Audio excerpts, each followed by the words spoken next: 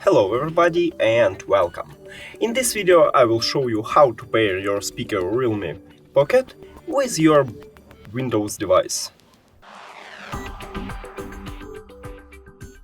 You have to start by press on Windows icon, then go to Settings, now choose Devices, and after that click Add Bluetooth.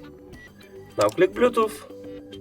Now press and hold power button for at least 2 seconds to turn on your speaker. Here we go. And after that, press and hold multifunctional button for at least 3 seconds to enter pairing mode. Here we go. Now we should see our device. Yeah, click on it. And we just did it.